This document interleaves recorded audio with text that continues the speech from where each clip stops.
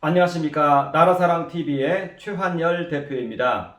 오늘 이 시간에는 항상 기뻐하라, 쉬지 말고 기도하라, 범사에 감사하라 라는 제목으로 말씀을 나누도록 하겠습니다. 데살로니가전서 4장 8절에서 10절까지에 있는 말씀인데요. 우리 그리스도인들의 삶을 말해주고 있습니다. 그러니까 우리가 그동안 나라사랑 신학이라는 제목으로 해서 신앙 강좌를 몇 개월 동안 계속 해왔는데 사실은 오늘 이 말씀의 내용이 이제 결론에 해당이 됩니다. 이 모든 것은 사실은 이와 같은 우리의 이 삶으로 이제 귀착이 되어야 된다는 것입니다. 그래서 우리 그리스도인들의 삶이 이와 같이 항상 기뻐하고 쉬지 말고 기도하고 범사에 감사하는 이러한 형태로 자리를 잡는다는 것입니다. 왜 그러냐면 복음 때문에 그렇습니다. 복음의 내용이 그와 같기 때문에 그렇다는 것입니다. 우리는 예수 그리스도를 우리의 주와 그리스도로 모시고 섬기며 살아갑니다. 즉 예수께서 나의 주인이 되었다는 것입니다. 그래서 우리의 눈은 항상 우리의 주인 되신 예수 그리스도께 머물러 있는 것입니다. 우리가 일상생활을 할 때에도 우리는 항상 예수께서 우리의 주인이시라는 것을 무의식적으로 의식적으로 기억하며 그를 의식합니다. 그리고 그를 바라봅니다. 그리고 우리의 삶 속에 무슨 일이 있을 때마다 우리는 바로 또 예수 그리스도를 바라본다는 것입니다. 우리 그리스도인들은 살다가 기쁜 일이나 슬픈 일이나 어려운 일이나 이 모든 것이 있을 때 무의식적으로 예수 그리스도를 바라봅니다. 예수께서 우리의 주인이시기 때문에 그렇습니다. 우리 영혼은 이미 그렇게 변화되어 있습니다. 그러니까 세상 살다가 어려운 일을 닥치거나 혹은 즐거운 일이 있거나 항상 예수 그리스도를 바라본다는 것입니다. 그리고 그 주님께서 지금 우리와 이렇게 연결되어 계시고 우리는 언제든지 고개를 들기만 하면 그분을 바라볼 수가 있는 것입니다. 자, 그런데 이 예수 그리스도의 모습이 어떤 모습인가? 그것은 바로 죽으시고 부활하신 예수 그리스도입니다. 우리는 지금까지 이 모든 내용을 결국은 죽으시고 부활하신 예수 그리스도를 우리가 배우는 데 집중을 했던 것입니다. 여기에서 부활하신 예수 그리스도는 지금 현재 계신 우리 주 예수 그리스도의 모습입니다. 그런데 항상 보면은 단순하게 예수 그리스도 이렇게만 언급하지 않습니다. 보면은 죽으시고 부활하신 예수 그리스도 이렇게 얘기합니다. 그리고 죽으시고 부활하신 예수 그리스도를 믿으면 구원에 이르리니 이렇게 말합니다. 예수를 우리의 주인으로 삼고 그가 죽으시고 부활하신 것을 믿으면 구원에 이른다 이렇게 말합니다. 그러니까 예수 그리스도의 이 모습은 하나의 이렇게 정태적으로만 이해하면 안 되고요. 죽으시고 부활하신 예수 그리스도, 이게 이제 예수 그리스도의 이 내용물인 것입니다. 우리는 예수님을 볼 때 이렇게 바라봐야 된다는 것입니다. 그런데 이때 부활하신 예수 그리스도는 현재의 모습입니다. 지금 살아계신다는 것이죠. 그리고 우리와 연결되어 있다는 것입니다. 이분의 영으로 거듭났기 때문에 우리가 이분과 연결되어 있다는 것입니다. 자, 그런데 이때 부활하신 예수 그리스도, 이것은 이제 죽었다가 부활했다는 것입니다. 그러니까 죽으시고 부활하신 예수 그리스도인 것입니다. 그리고 여기에서 어떤 측면에서는요, 죽으시고가 더 의미 있게 우리에게 다가옵니다. 그러니까 십자가에서 죽으시고 부활하신 예수 그리스도를 우리는 바라보는 것입니다. 그러니까 이 예수 그리스도에게서 십자가에서 우리를 위하여 죽으신 것, 이것을 뺀 상태에서 바라보면 이제 중요한 그러한 그 내용물이 이제 빠질 수가 있는 것이죠. 그러니까 우리는 우리 위에 계신 예수 그리스도를 바라볼 때 항상 십자가에서 죽으시고 부활하신 예수 그리스도를 바라본다는 것입니다. 여기에서 죽으시고의 의미가 우리에게는 매우 중요한데요. 이것이 바로 우리의 구원을 의미하기 때문에 그렇습니다. 예수께서 죽으셨다, 십자가에서 죽으셨다. 이것은요, 예수께서 십자가에서 나를 피값으로 사서 아버지께 드려주셨다. 이것을 의미하는 것입니다. 이 해석을 분명하게 해야 됩니다. 예수께서 십자가에서 나를 핏값으로 사서 아버지께 바치셨다. 그리고 지금도 나를 핏값으로 사서 그때 그 보혈의 공로로 하나님께 드리고 계신다. 여기에 대한 해석이 분명해야 된다는 것입니다. 여기에 대해서 분명해야 된다는 것입니다. 그리고 이 모습은 무엇을 의미하느냐? 내가 세상을 향하여 죽었다는 것을 의미하는 것입니다. 내가 세상을 향하여 죽었다. 이게 바로 예수님에게서 보여지는 나의 모습인 것입니다. 우리는 우리 위에 계신 예수님을 바라볼 때, 예수께서 나를 핏값으로 사서 아버지께 바치셨다. 그리고 지금도 바치고 계신다. 그래서 내가 세상을 향하여 죽었다. 이 모습을 우리는 바라본다는 것입니다. 그래서 예수 그리스도의 그 십자가는 우리 모든 각 사람의 번제이라는 것입니다. 번제가 무엇인가? 내 생명을 내가 하나님께 바치는 것을 우리는 번제라고 했습니다. 그리고 이 번제는 상번제라고 했습니다. 항상 있는 제사라는 뜻인 것입니다. 우리는 매일 아침마다 십자가 앞으로 나와서 우리를 하나님께 바쳐야 된다는 것입니다. 이 행위를 하지 않으면요, 예수님에게서 이 모습이 힘을 발휘를 못해요.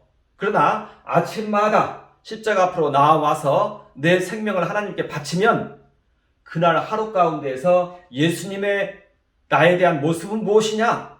십자가에서 죽으시고요. 십자가에서 죽으셨는데 나를 핏값으로 사서 아버지께 바쳤다는 것입니다. 내가 세상을 향하여 죽은 자가 되었다는 것입니다. 내 삶을 이제는 주님께 맡겨드렸다는 것입니다. 다 이제 그에게 의탁을 해버렸습니다. 이제 내 생명의 주인은 내가 아닙니다. 그에게 다 의탁을 해버린 것입니다. 그래서 우리 삶 속에 일어나는 여러 가지 환난 고초, 우리가 그런 부분들이 있는 것입니다. 우리가 직장 생활을 하건 사업을 하건 이것은 우리에게 항상 있는 것입니다. 이것은 우리에게 책임감입니다. 우리가 세상을 살면서 우리가 이제 가족을 부양하고 양육하고 열심히 살아갑니다. 여기에는 항상 이것이 따라오는 것입니다. 이건 내 책임감인 것입니다. 내가 어떤 일을 하는데 내가 오늘 처리해야 될 일이 있습니다. 내일 처리해야 될 일이 있습니다. 이건 항상 나에게 부담으로 다가옵니다. 부담으로 다가옵니다. 어떤 건이 어떻게 이루어져야 이제 사업장이 유지가 되기도 합니다. 어떤 이러한 일들은 우리에게 끝없이 일어납니다. 이것은 우리에게 책임감인 것입니다. 그리고 그 문제에 대한 해결은 그 시간이 와야 압니다. 다 미래에 있습니다. 자, 이 부분이 우리에게 여러 가지 근심을 유발합니다. 그러나 나를 하나님께 바친 자, 나를 하나님께 맡긴 자가 우리는 된다는 것입니다. 내 삶을 하나님께 맡긴 자가 되었다는 것입니다. 그러니까 우리가 삶 속에서 일어나는 여러 가지 우리에게 주어지는 이러한 책임감에 대해서, 삶의 무게에 대해서, 그리고 환난 고초에 대해서 우리는 이 모든 것을 주님께 맡겼다는 것입니다. 예수님께서 내 생명, 소유, 소득, 사업장, 인생, 재산을 핏값으로 사서 아버지께 바쳤다는 것입니다. 이 모든 것의 주권자는 이제 주님이 되었고 아버지의 것이 되었다는 것입니다. 나는 내 인생을 맡긴 자가 되었다는 것입니다. 그렇기 때문에 이런 사람에게 있어서의 여러 가지 고난의 이유는 그에게 성실의 의미를 줄 뿐이라는 것입니다. 그에게 성실하라는 의미를 줄 뿐이라는 것입니다. 우리에게 이런 고난도 없으면 모든 것이 다 천국처럼 변해버리면 우리는 성실함을 상실합니다. 게을러지고 나태해지고 궁극적으로 바람직한 그리스도인의 그 모습이 아닙니다. 그리스도인들의 모습은 삶을 온전히 맡기고 염려와 근심을 맡겨버리고 성실하게 열심히 일하는 모습, 이것이 이제 그리스도인의 모습이고 복음을 아는 자의 모습인 것입니다. 그렇기 때문에 복음을 아는 자가 여러 가지 이 고난이나 근심이 없다, 이것은 아닌 것입니다. 이 고난과 근심은 모두 미래에 자리 잡고 있습니다. 그리고 그것은 내 생업과 관련되어 있습니다. 내 성실함과 관련되어 있습니다. 그러나 여기에 있는 모든 염려와 근심은 이제 주님과 함께 하나님께 바친다는 것입니다. 이것이 바로 번제가 가지고 있는 번제가 우리에게 주고 있는 중요한 큰 의미라는 것입니다. 그런데 이렇게 우리의 삶을 맡겨드리면 여기에서 이제 기적이 일어나는 것입니다. 여기에서 이제 하나님의 손길을 보는 것입니다. 하나님께서 이 문제들을 맡겼기 때문에 하나하나 해결을 해 나가시는 것입니다. 이것이 바로 너희는 먼저 그의 나라와 그의 의를 구하라. 그리하면 이 모든 것을 너희에게 더하시리라. 이 말씀인 것입니다. 우리는 우리에게 있는 모든 삶을 하나님께 맡기는 것입니다. 이 행위를 누가 해주셨냐? 예수께서 십자가 안에서 나를 피값으로 사서 하나님께 드려주심으로 우리를 이 세상에 있는 모든 그러한 환난과 고초 가운데서 우리의 책임감 가운데서 우리를 구원했다는 것입니다.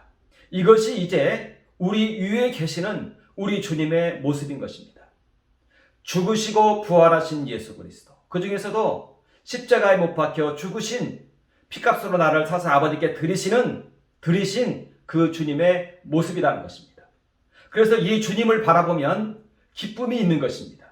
복음 자체가 그래서 우리에게는 기쁨인 것입니다. 우리에게 구원인 것이고 기쁨인 것입니다. 그렇기 때문에 우리는 이 제목을 이해할 수 있습니다. 항상 기뻐하라. 왜냐하면 예수께서 구원을 하셨다는 것입니다. 우리를 여러 가지 염려와 근심으로부터, 여러 가지 현실적인 책임감으로부터, 우리의 환난 고초로부터 우리를 구원했다는 것입니다. 이 모습이 지금 우리 위에 있다는 것입니다. 고개를 들기만 하면 나의 구원이 눈에 보인다는 것입니다. 예수님을 바라보기만 하면 예수께서 내 모든 짐을 짊어졌다는 그 메시지가 들려온다는 것입니다. 그렇기 때문에 기본적으로 복음은 우리에게 구원이고 우리에게 기쁨이라는 것입니다. 항상 기뻐하라. 왜? 예수께서 항상 계시니까 항상 기뻐하라. 예수님을 바라보기만 하면 거기에는 무엇이 있느냐? 나의 구원이 그곳에 있다는 것입니다. 내 모든 염려와 질고를 대신 지시는 예수 그리스도의 모습이 그곳에 있다는 것입니다. 나를 핏값으로 사서 아버지께 바치신 그 모습이 바로 우리 위에 계신 우리 주님의 모습이라는 것입니다. 그래서 복음은 바로 기쁨인 것입니다. 우리는 이 복음을 기뻐하는 것입니다. 예수님의 모습은 무엇이냐? 그 내용물은 우리의 복음이고 구원입니다. 그러므로 그것은 우리에게 기쁨인 것입니다. 내 안에 있는 여러 가지 삶에 대한 책임감, 이 모든 것들을 주님이 대신 지고 있는 그 모습이라는 것입니다. 십자가에서 대신 지고 있는 그 모습이라는 것입니다.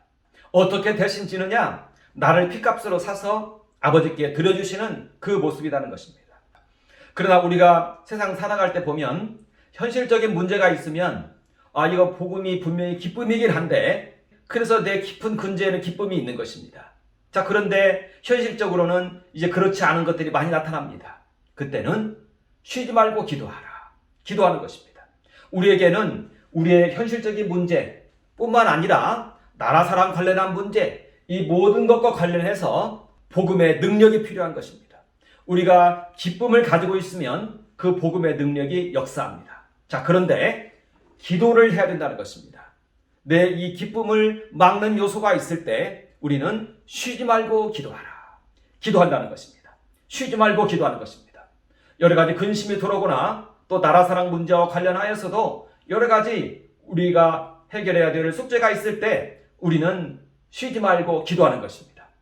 그리고 기도하면서 이제는 또한 범사에 감사하는 것입니다. 하나님께서 이미 행하실 것을 알고 우리는 감사한다는 것입니다. 이것이 바로 항상 기뻐하라, 쉬지 말고 기도하라, 범사에 감사하라는 그러한 내용인 것입니다. 그러니까 이 우리 그리스도인들의 삶은 복음에 대한 이해에서 나오는 삶인 것입니다. 복음에 대한 이해가 없이 그냥 마냥 기뻐하고 기도하고 감사하고 이것이 아니고 복음에 대한 내용 자체가 우리의 구원을 말해주고 있다는 것입니다. 자, 그런데 중요한 것은 무엇인가? 우리 위에 계신 이 예수 그리스도의 모습에서 죽으시고의 이 모습이 보여야 된다는 것입니다. 십자가 위에서 죽으시고 이 모습이 보여야 된다는 것입니다. 일찍 죽음을 당하신 어린 양의 모습으로 요한계시록에서는 묘사하고 있습니다. 그러니까 죽음이라는 것이 항상 예수님의 이 모습 속에 있어야 된다는 것입니다.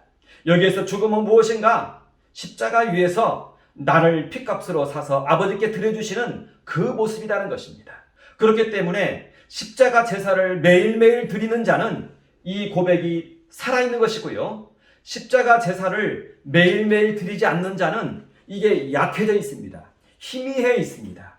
이것을 다시 불러 일으켜야 됩니다. 그래서 우리는 매일매일 이 십자가에 참여해서 우리를 주님과 함께 하나님께 바치는 것입니다. 예수님께서 우리를 핏값으로 사서 아버지께 드려주시는 그 모습을 매일매일 우리는 여기에서 재현을 해야 된다는 것입니다. 이 신앙 고백이 하루를 가는 것입니다.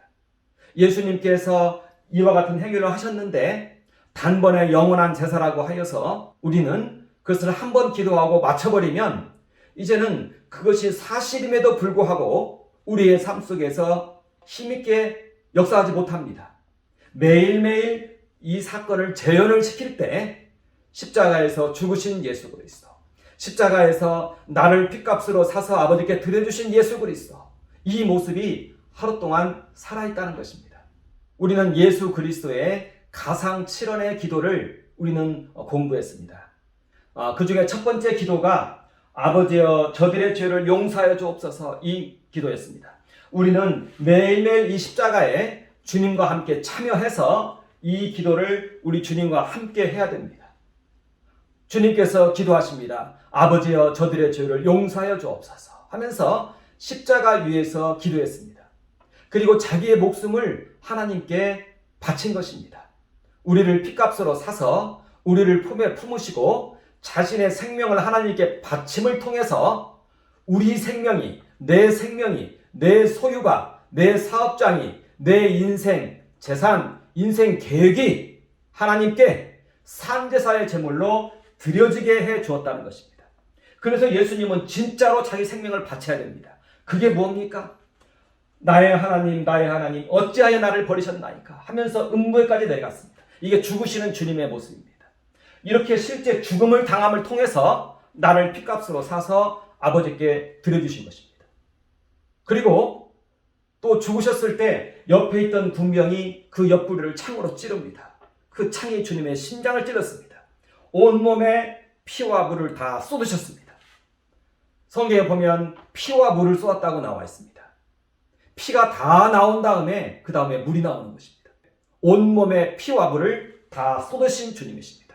이렇게 해서 나를 십자가에서 핏값으로 사서 아버지께 드려주신 것입니다. 우리는 이 사실을 거스르면 안 됩니다. 예수님은 나를 핏값으로 사서 아버지께 드려주셨습니다. 이게 십자가의 진정한 의미입니다. 내 생명의 주인은 이제 내가 아닙니다. 나는 내 생명을 주께 바친 자인 것입니다. 이걸 분명하게 해야 됩니다. 이게 십자가의 의미입니다. 예수님이 나를 핏값으로 사서 아버지께 바친 것입니다. 이걸 부인하면 안 됩니다. 이것을 부인하면 십자가를 부인하는 것이 되는 것입니다. 예수님께서 그의 죽으심으로 내 생명을, 내 인생을, 내 소유를, 내 모든 것을 핏값으로 사서 아버지께 바쳐주신 것입니다. 이 사실을 우리는 부인하면 안 됩니다. 이 사실 앞에서 아멘 해야 됩니다. 그리고 도와달라고 기도해야 됩니다. 이것을 부인하면 주님을 떠나는 것입니다. 주님께 도와달라고 기도해야 됩니다. 내가 자기 부인하지 못하는 무엇이 있으면 주님 도와주세요. 기도해야 되는 것입니다. 그래서 사도 바울이 예수님 앞에서는 아멘 외에는 할 게 없다고 그랬습니다. 이게 진정한 복음입니다. 이게 진정한 십자가입니다. 이 십자가를 이해해야 됩니다. 이게 번제인 것입니다. 예수님은 우리를 위한 번제의 제물이 된 것입니다. 내 인생을 내 것이라 주장하는 것은 참으로 어리석은 행위입니다. 그런 사람은 주님과 상관이 없는 자인 것입니다. 우리는 목숨 걸고 이 방향을 향해서 걸어가는 것입니다. 도움을 구하면서 걸어가는 것입니다. 주님, 내 삶 속에 내가 나의 주인 된 것이 무엇이 있습니까? 우리에게서는 끝없이 그런 것들이 일어납니다. 무엇이 있습니까? 주님 도와주세요. 나는 주님께 내 생명을 바친 자입니다. 나는 주님과 함께 내 생명을 아버지께 바친 자입니다. 도와주세요. 이것이 내 삶에 나타나야 되겠습니다. 이것이 내 정체성입니다. 그러나 내 안에는 끝없는 그러한 자기 타당화와 내가 주인 되고자 하는 이러한 것들 일어나고 있습니다. 예민한 정직한 양심 주셔서 그것을 잘 분별하게 하시고 내 삶을 주께 온전히 바치는 이 길을 향하여 평생 걸어가게 하옵소서. 이게 그리스도인인 것입니다. 이 각오를 가진 자가 삶 속에서 염려와 근심을 이겨내는 것입니다. 염려와 근심이라는 것은요, 다 여기서 나옵니다. 그래서 그것 외에는 우리에게 다른 죄가 없는 것입니다. 예수께서 내 주인인 것을 부인하는 행위인 것입니다.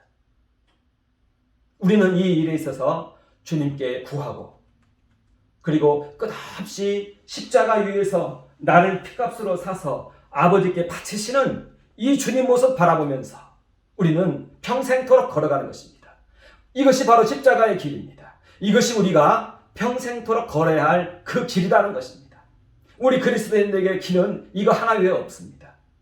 나를 이렇게 바치는 것, 하나님께서 내 주인 되는 것, 하나님이 나의 소유자 되는 것. 아브라함의 언약은 상호 헌신 맹세입니다. 내 생명 주께 바칠 때, 아버지께 바칠 때 이제 아버지께서는 자신의 생명을 우리에게 부어주십니다. 나라 사랑의 마음이 그게 아버지의 마음인 것입니다. 내가 어떻게 나라 사랑을 합니까? 내 현실도 버거운데요. 내 현실에 환난 고초가 끊임없이 있는데 내가 어떻게 나라 사랑을 합니까? 그냥 맡겨버리고 말지. 그러나 우리가 나라 사랑을 하는 것은요, 아버지의 마음이 부음받아서 그렇습니다. 그건 아버지의 마음이에요. 우리가 품을 수 있는 마음이 아니에요. 나라를 위한 기도, 옳은 것이라고 생각해서 한두 번은 할 수 있습니다. 그러나 여기에 목숨 걸고 기도할 수는 없습니다. 아버지의 마음이 부어져서 그렇습니다. 아버지의 생명이 우리에게 임하여서 그런 것입니다. 아버지의 생명을 이렇게 부어주는 것입니다. 예수님의 생명을 부어주시고 아버지의 생명을 부어주시고, 이게 기독교, 이게 그리스도교의 신앙입니다. 그리스도 신앙은 이와 같이 아브라함의 언약에 그 출발점을 두고 있습니다. 아브라함의 언약은 상호 헌신 맹세입니다. 아브라함이 이삭을 바치지 않습니까? 그때 하나님께서는 자기 생명을 내어주는 것입니다.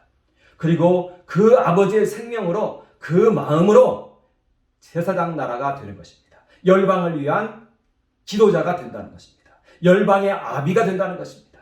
열방을 위해서 기도하는 자가 열방의 아비입니다. 군림하는 자가 아닙니다. 그것은 오히려 죄악입니다. 열방을 섬기는 자가 된다는 것입니다. 나라를 섬기는 자가 된다는 것입니다. 이와 같이 우리는 아침마다 이 십자가에 참여해서 내 생명을 우리 주님과 함께 바쳐야 됩니다. 여기에 아멘 해야 됩니다. 아멘. 예수님이 내 생명을 핏값으로 사서 아버지께 드릴 때 여기에 내 모든 현실적인 문제를 다 얹혀놓고, 내 중요하게 여기는 문제를 다 얹혀놓고 주님과 함께 하나님께 바치면서 이 바치시는 주님의 모습을 보면서 아멘 해야 되는 것입니다. 그렇습니다. 주님께서 나를 핏값으로 사서 아버지께 드려주셨습니다. 이제 내게 있는 모든 것은 이제 주님의 것이고 아버지의 것이 되었습니다. 라고 우리는 이렇게 주님과 함께 우리를 바치는 것입니다. 주님은 실제로 이렇게 죽었고요. 나의 하나님 어찌하여 나를 버리셨나이까 하면서 죽으셨고, 또 물과 피를 쏟으면서 죽으셨습니다. 나를 핏값으로 사서 아버지께 드려주셨다는 것입니다. 그리고 우리 주님께서는 이제 내가 오늘 나와 함께 낙원에 있으리라. 이것은 또한 우리에게 하시는 말씀인 것입니다. 우리가 이제 주님과 함께 낙원에 있습니다. 우리가 이제 주님과 함께 이 대제사장의 기도에 참여하게 되었다는 것입니다. 우리의 신분은 이제 하늘에 있어서 하늘에 있는 이 대제사장 되신 예수 그리스도와 함께 어떠한 사역을 진행하는 우리가 되었다는 것입니다. 예수님은 속죄소에 계십니다. 속죄의 보좌 앞에 계십니다. 대제사장으로 계십니다. 어떤 대제사장인가요? 아브라함의 언약을 실행하고 있습니다.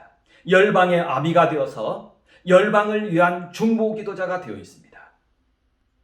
축복하는 자가 되어 있습니다. 모든 나라를 위하여 기도하는 자가 되어 있다는 것입니다. 이것이 바로 예수 그리스도의, 부활하신 예수 그리스도의 모습이라는 것입니다. 우리는 우리 위에 계신 부활하신 예수 그리스도를 바라봅니다. 그런데 그가 계신 곳은 어디인가요? 하나님의 속죄의 보좌 앞에서 계십니다. 무엇을 하고 계시나요? 아브라함의 언약을 실행하고 계십니다. 제사장 나라로서 제사장 나라의 그러한 기능을 수행하고 계십니다. 열방을 위하여, 우리 나라를 위하여 자신의 목숨 바쳐 기도하고 계시는 우리 주님이라는 것입니다. 나라를 위해서 기도하고 있습니다. 우리 나라를 위해서 기도하고 있습니다. 우리 나라가 주님 보기에는 하나님 나라인 것입니다. 하나님 나라를 위하여 기도하고 있습니다. 우리 나라가 주님 보시기에 하나님 나라인 것입니다. 왜 그러냐면요, 우리 그리스도인들이 하나님의 나라입니다. 자, 그런데 요한복음 17장을 보면은 이 그리스도의 범위가 장차 그리스도를 믿게 될 자도 이 범위에 포함됩니다. 요한복음 17장에 나타나 있습니다. 여기 보면은 장차 복음을 듣고 들어올 자들을 위해서도 기도한다라고 주님이 말씀하고 있습니다. 이 분량이 꽤 됩니다. 그리고 주님께서는 마태복음 28장에서 모든 족속에게 복음을 전하고 그리고 제자 삼으라고 했습니다. 여기에서의 이 족속은요, 바로 이 복음을 들은 이 그리스도인들의 혈육을 말하는 것입니다. 그러니까 우리 그리스도인들이 이렇게 복음을 듣습니다. 이 중에 이제 복음을 듣고 들어올 자들이 있습니다. 그러나 이들이 누구인지는 모릅니다. 그러나 이 그리스도인들이 그들의 혈육을 위해서 기도한다는 것입니다. 그러니까 이 그리스도인들이 중보하고 있는 그들의 혈육, 이들까지도 이 범위에 포함이 된다는 것입니다. 물론 이들 중에는 그리스도께 돌아오지 않을 자도 있겠죠. 그러나 그것은 우리는 모릅니다. 우리는 우리의 혈육과 관련된 자 모두를 위해서 내 생명처럼 여기며 기도한다는 것입니다. 이렇게 했을 때 이들은 바로 이 교회는 어떻게 되느냐, 범위가 우리 나라가 된다는 것입니다. 우리 나라가 우리의 교회라는 것입니다. 우리의 그리스도인들의 혈육이 바로 우리 나라라는 것입니다.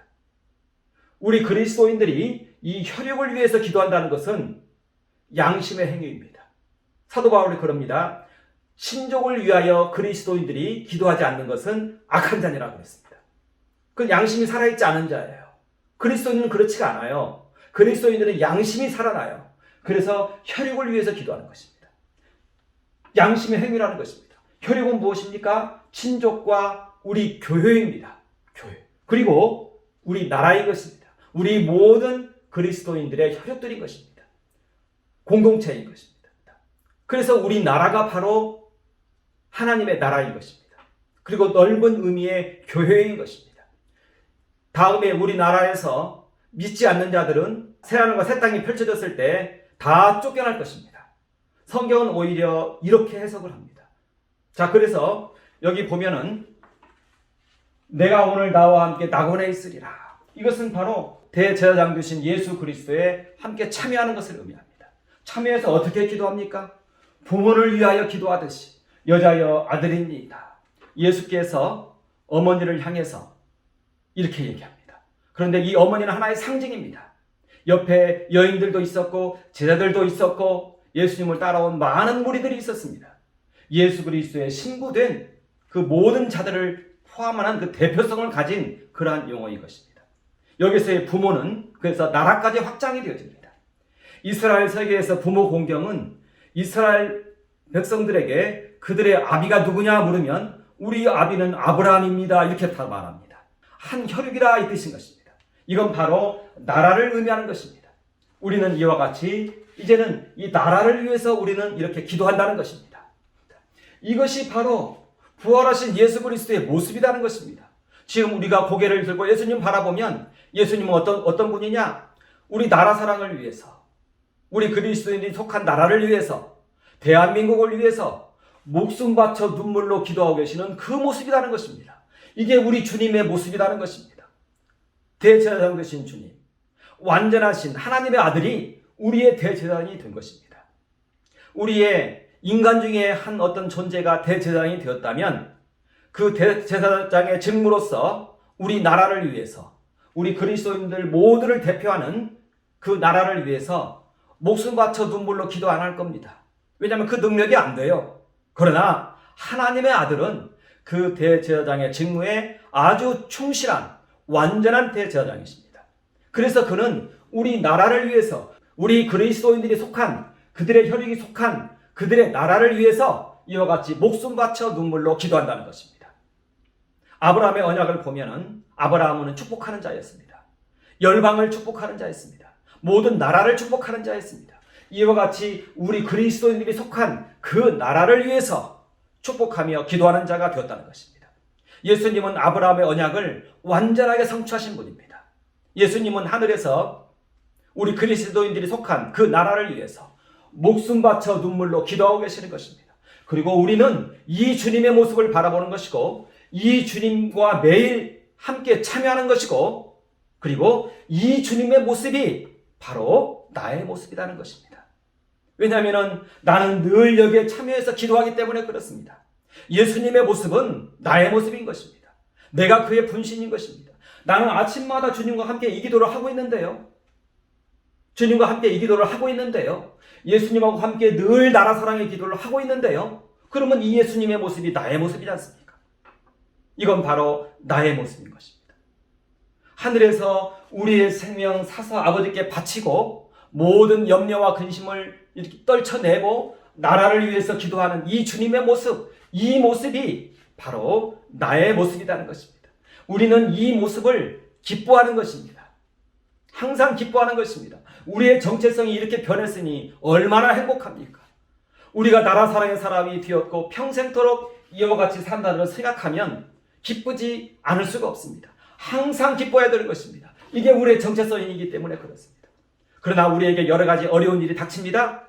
쉬지 말고 기도하라. 이것을 우리는 지켜야 되기 때문에 쉬지 말고 기도하라. 그리고 감사하라. 주께서 함께해서 기적을 베풀어서 맡겨드렸으니 이제 기적을 베풀어서 주께서 행하실 것이니 범사에 감사하라. 이렇게 된다는 것입니다. 바로 이 모습이 나의 모습이라니 나라 사랑하는 목숨 바쳐 나라 사랑하고 있는 그 주님의 모습이 나의 모습이라니 이 얼마나 큰 기쁨이냐 이겁니다. 하나님의 자녀가 되었다. 하나님의 아들이 되었다. 이게 하나님의 아들의 모습인 것입니다. 하나님의 아들은 화평케 하는 자가 하나님의 아들이라 일컬음을 받을 것이며 그랬습니다. 이와 같이 우리 나라를 위해서 화평케 하는 자, 우리 나라를 위해서 목숨 바쳐 눈물로 주님과 함께 기도하는 자, 그가 바로 하나님의 아들인 것입니다. 우리가 하나님의 아들이 되었으니 기뻐하는 것입니다. 우리가 예수 그리스도의 이 상급에 동참하는 자가 되었으니 기뻐하는 것입니다. 예수님은요, 경륜 맡은 자입니다. 하나님의 경륜을 맡은 자입니다. 하나님의 인류 운영 계획을 예수님이 이렇게 맡았습니다. 우리가 여기에 참여했습니다. 우리는 역사를 움직이는 자가 되어 있는 거예요. 역사를 이끄는 자가 되어 있는 거예요. 주님과 함께 우리가 역사의 진행자인 것입니다. 역사는 우리 손에 있습니다. 역사는 예수님 손에 있습니다. 우리는 이 예수님에게 참여했습니다. 예수님의 동역자가 되었습니다. 우리는 예수님의 동역자입니다. 우리는 하나님의 동역자인 것입니다. 하나님의 인류 역사를 이렇게 이끌고 계세요. 이걸 예수님께 맡겼어요. 우리가 여기에 참여했어요. 그래서 우리가 하나님의 동역자가 되었고 하나님과 함께 하나님의 경륜이 무엇입니까? 역사입니다. 역사를 진행하겠다는 것이에요. 하나님의 역사 진행을 우리를 통해서 하겠다는 것입니다. 우리의 나라 사랑을 통해서 하나님의 경륜을 진행하겠다는 것입니다. 우리가 종말을 끌어당기는 자입니다. 우리가 천지 개벽을 여는 자입니다. 그리스도인들이 환난당할 때 계속 이 기도합니다. 이때 천지 개벽이 일어납니다. 이때 종말이 오고 천지 개벽이 일어납니다. 새하늘과 새 땅을 끌어당기는 자가 예수 그리스도이고요. 그에게 붙은 그리스도이라는 것입니다. 우리는 나라 사랑만 하면 됩니다. 그러면 이 모든 것은 예수님이 진행할 겁니다. 우리나라의 여러 가지 환난 고통은 끊이지 않을 수도 있어요. 왜냐하면 그 환난이 우리 그리스도인들을 이와 같이 사랑하게 만듭니다. 이와 같이 나라 사랑하게 만듭니다. 나라의 위기를 모르면은요, 나라를 위해서 이렇게 기도 못해요. 그러나 위기를 알면 이렇게 기도합니다. 이때 우리는 하나님의 경륜에 참여하는 자가 되는 것입니다. 역사 진행자가 된다는 것입니다. 역사를 열어내는 존재는 예수 그리스도이고 그리스도인인 것입니다. 전쟁에서 승리한다고 해서 역사가 진행되는 것이 아니에요. 푸틴이 저렇게 우크라이나 점령하고 시진핑이 1대1로를 통해서 모든 이 미개발 국가에 돈을 꽂은 다음에 그들을 노예 삼으려고 하고 있습니다. 그렇게 해서 이 세계 속의 공산주의를 이루려고 하고 있습니다. 이 세계를 뒤집어 놓으려고 하고 있습니다. 그게 역사 진행입니까? 천만의 말씀입니다. 나라 사랑으로 그 나라를 위해 기도하면서 주님께서 우리 나라 가운데 자유민주주의를 실현시켜내는 것.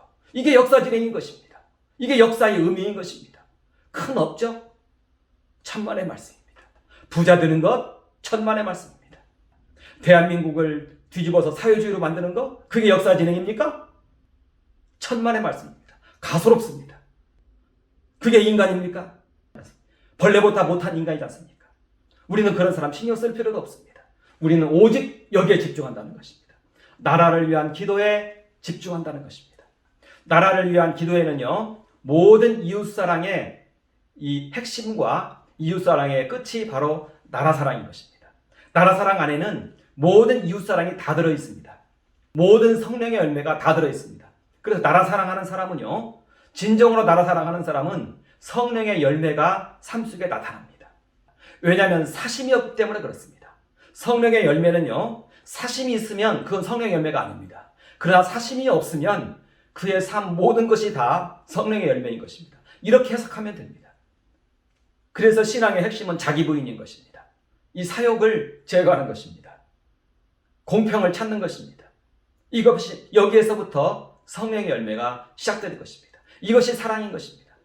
이게 나라 사랑이고 그 안에 있는 성령의 열매들입니다. 이게 바로 사랑입니다. 그래서 이렇게 우리가 주님과 함께 죽으면은요, 주님과 함께 이와 같이 다시 삽니다. 이 모습이 무엇인가요? 이 모습이 바로 사랑인 것입니다. 사랑. 그래서 사랑으로 역사하는 믿음이라는 것입니다. 앞에 있는 십자가에서 죽으시고 여기에서 이걸 믿음이라고 우리는 말할 수가 있습니다. 주와 함께 죽었다는 것. 그래서 내 모든 삶을 하나님께 맡겨드렸다는 것. 이것이 바로 믿음입니다. 내가 죽은 자가 되었습니다. 내가 세상을 향하여 죽은 자가 되었습니다. 이것이 나의 믿음의 표현입니다. 자기 부인입니다. 이제는 나는 없고 예수님만이 계십니다. 이게 바로 믿음입니다. 내 안에 계신 예수님이 하는 행위는 무엇인가요? 바로 이 행위라는 것입니다. 부활하신 예수 그리스도의 모습은 무엇인가요? 나라를 위해서 목숨 바쳐 눈물로 기도하고 계시는 그 모습이라는 것입니다. 이것이 바로 사랑으로 역사하는 믿음이고 예수님에게서 보여지는 그 모습이라는 것입니다. 예수님을 보면은 내가 죽었어요. 그게 믿음입니다. 예수님을 보면은 나라를 위해서 기도하고 있어요. 그게 사랑입니다. 이게 바로 사랑으로 역사하는 믿음입니다. 이걸 바라보면 이게 내 모습인데 얼마나 기쁩니까? 기쁨입니다. 기도합니다. 감사합니다. 이것을 우리 앞날에 펼쳐놓은 것이 바로 소망인 것입니다. 이게 우리의 삶입니다. 우리는 이제 주님의 동역자가 되었습니다. 하나님의 동역자가 되었습니다. 하나님 나라의 일에 참여한 자가 되었습니다. 우리는 여기에서 여러 가지 상급을 예상할 수가 있습니다. 그래서 우리는 이 앞날에 대해서 두려워하거나 걱정하지 않습니다. 이것이 우리의 소망인 것입니다. 그래서 우리의 이 말씀을 보면은요, 속죄소에 계신 죽으시고 부활하신 주님이 곧 나의 모습이다. 이 모습은 무엇이냐? 내 영혼의 자유다. 내 모든 근심과 걱정과 염려를 주님께서 짊어지셨다. 너의 모든 짐을 내게 맡기라. 수고하고 무거운 짐진 자들아 다 내게로 오라. 내가 쉼을 주겠다. 이게 바로 내 영혼의 자유, 이 모습이 우리 주님에게서 보인다는 것입니다. 그런데 이때 우리는 항상 기억할 것은 내 삶의 주인 주님이시다. 주께서 나를 핏값으로 사서 아버지께 드려주셨다. 나는 세상을 향하여 이제 죽은 자이다. 이 모습을 우리는 기억해야 된다는 것입니다. 그리고 내 모습은 무엇이냐? 나라 사랑의 모습이다. 우리는 나라를 위해서 계속적으로 기도하는 우리가 되어야 된다는 것입니다. 우리는 복의 근원입니다. 열방이 우리로 인하여 구원을 받습니다. 우리 그리스도인들이 속한 그 나라가 바로 열방인 것입니다. 그리고 그 나라가 이제 모두 다 교회가 되어집니다. 그러므로 복음, 예수께서 죽으시고 부활하신 예수 그리스도의 모습 자체가 복음인 것입니다. 이 모습 자체가 복음입니다. 예수 그리스도 자체가 복음인 것입니다. 우리는 성경을 보면은 예수 그리스도 이퀄 복음으로도 말합니다. 왜냐하면 이 모습이기 때문에 그렇습니다. 죽으시고 부활하신 예수 그리스도, 나를 구원하시고 나를 사랑의 사람으로 만들어주신 예수 그리스도, 이게 복음인 것입니다. 우리에게 기쁜 소식입니다. 예수님 자체가 이렇게 우리에게 기쁜 소식인 것입니다. 이걸 믿으면 구원을 얻으리니. 왜? 이걸 바라보면 나도 이와 같이 연결되어 있기 때문에 구원에 이르니. 그래서 이 복음, 이 구원은 항상 기뻐하라는 말과 그냥 연결이 되어 있는 그러한 말씀이라는 것입니다. 그런데 우리가 삶을 살다 보면 여러 가지 크고 작은 일들을 만납니다. 이것은 우리가 세상을 살아야 할 책임감이기 때문에도 그렇습니다. 거기에 대해서 우리는 계속 쉬지 않고 기도하는 것입니다. 그리고 범사에 감사하는 것입니다. 이렇게 쉬지 않고 기도할 때 복음의 능력이 역사합니다. 그리고 이렇게 범사에 감사할 때 우리의 삶에 다시 이제 기쁨이 우리의 삶을 지배하게 된다는 것입니다. 이제 말씀을 이제 좀 정리를 좀 해야 될 것 같은데요. 우리 위에 계신 예수님의 모습, 십자가에서 죽으시고 부활하신 예수 그리스도, 우리 위에 계십니다. 인격적 존재입니다. 우리가 말을 걸면 우리 말을 들으시고 뭔가 우리에게 말하시는 분입니다. 살아계신 분입니다. 우리는 이 살아계신 분과 연결되어 있습니다. 우리는 이 공간 위에서 이 주님을 바라봐야 되는 것입니다. 우리 인간 존재는요, 공간적으로 모든 것을 인식하게 되어 있어요. 그렇게 우리 인간이 시간과 공간의 지배를 받는 존재입니다. 그러면서 우리는 하늘에 계신 우리 주님을 바라보면서 이 주님과 내가 연결되어 있다는 것을 알고 이 주님의 모습은 무엇이냐? 나를 바라보고 계신 예수님의 그 모습은 무엇이냐? 우리는 예수님의 시선을 느낄 수가 있어요. 그리고 예수님의 음성도 들을 수가 있어요. 이분이 계셔요. 이 계신 이 주님의 모습이 무엇이냐? 십자가에서 죽으시고 부활하신 예수 그리스도. 이분이 나를 바라보고 계신다. 왜 죽으셨나? 나를 핏값으로 사서 아버지께 드리시기 위해서 죽었다. 내 모든 염려와 근심을 다 하나님께 맡겼다. 내 생명을 하나님께 올려드렸다. 내 생명의 주인은, 내 인생의 주인은 하나님이시고 하나님께서 내 인생에, 내 현실에 모든 것을 이제는 하나님께서 맡으셨다. 그가 어떻게든 하실 것이다. 그가 하신다. 그가 주인이다. 나는 그의 종이다. 예수님께서는 우리의 모든 것을 하나님께 맡겼다라고 우리에게 말씀하고 있다는 것입니다. 이제 하나님께서 역사하실 것이다. 너는 염려 근심 내려놓아라. 창조자께서 행하실 것이니까 내려놓아라. 이렇게 주님은 우리에게 말씀하고 있다는 것입니다. 이 모습을 우리는 본다는 것입니다. 그러면서 주님께서 말씀하십니다. 다 맡겼으니 하나님께서는 그 일을 행하실 것이니까 너는 이제 나하고 나라를 위해서 기도하자. 나라 사랑으로 나아가자 하면서 이 나라 사랑의 기도로 주님은 우리를 이끄신다는 것입니다. 그러면서 우리 현업에 있어서 우리는 열심을 하면서도 성실하면서도 우리는 또 다른 시간들을 내어서 이렇게 나라 사랑의 일을 계속적으로 해 나간다는 것입니다. 기도하다가 또 이제 하나님께서 우리에게 어떤 일을 또 여시고 그러면 나라 사랑과 관련된 그러한 사역과 행위를 하고 그러면서 이제 이 나라 사랑을 향하여 우리의 발걸음을 옮기게 된다는 것입니다. 그리고 우리 나라를 위한 기도, 이 나라 사랑은 바로 하나님의 경륜에 참여하는 것이다. 이것은 바로 우리에게 큰 소망을 주는 것이다. 우리의 인생에 의미를 주는 것이다. 우리 인생의 의미는요, 나라 사랑의 의미 외에 남지 않을 수도 있습니다. 여러분, 교회를 크게 한다고 해서 그게 인생의 의미일까요? 그곳에서 왕노릇하는 것이 그게 의미일까요? 타락의 지름길이 될 수도 있는 거예요.